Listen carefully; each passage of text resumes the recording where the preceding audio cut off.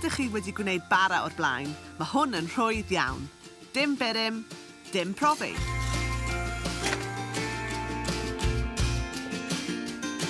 Y cwbl sydd angen arnoch chi yw powlen, fflwr, halen a dŵr.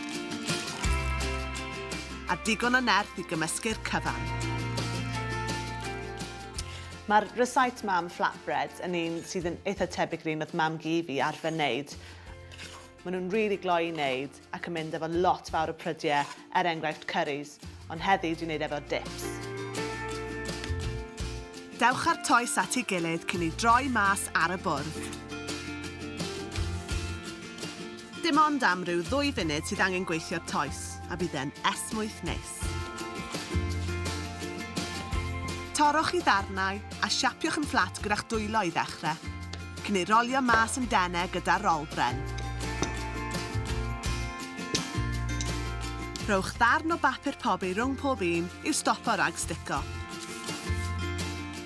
Yn draddodiadol, bydde mam gi yn coginio'r rhain ar y maen, ond os nad ystych chi un, fe wneith padell ffrio y tro yn iawn. Mae'n bwysig coginio'r rhain ar dymheredd uchel mwyn i'r pocedi bach o aer ffurfio.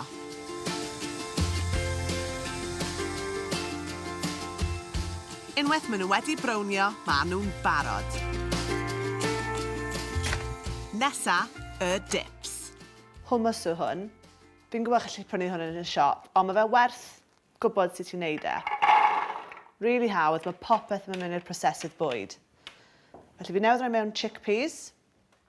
Wan fan hyn, dwi efo tahini, sef past i'r allan o hadau sesame. Dwi wedi wneud hummus o blaen heb hwn ynddo fe, a dych chi gallu blasu bod e angen rhywbeth arall. A dyma beth ydych chi'n colli yn y blas. A wedyn garlleg, dim ond un, tynwch y croen off, hwnna mewn cyfan. A wedyn mae hwn yn space o'r enw ras al hanout. Mae fe o gogledd Affrica. Mae fe cymysgedd o cumin, mae coriander, fi'n meddwl mae chili, mae sugar, mae lot o bethau neis ynddo fe. A mae fe jyst yn rhoi bach fwy o blas i'r dip. Ychwanegwch chydig o sudd lemon, olew o lewydd a dŵr i lacio'r hummus. Cymysgwch tan i fod e'n neis ac yn llyfn. Os yw e bach yn sych, ychwanegwch fwy o ddŵr ac olew o lewydd tan eich bod chi'n hapus.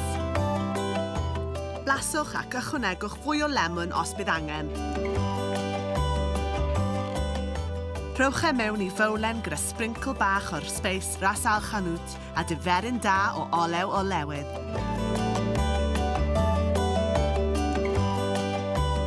Torrwch bupur coch, tomato, wynwnsyn a darn bach o garlleg a'i roi mewn i din pobi. Past harissa nesa. Past sydd wedi'i wneud wrth rostio pupur a chilis. Mae'n ddigon hawdd dod o hyd iddo mewn archfarchnad ac mae'n rhoi dyfnder hyfryd i'r dip. I'w orffen, ychwanegwch diferyn bach o olew o lewydd, siwgr a halen a chymysgwch gyda'ch dwylo.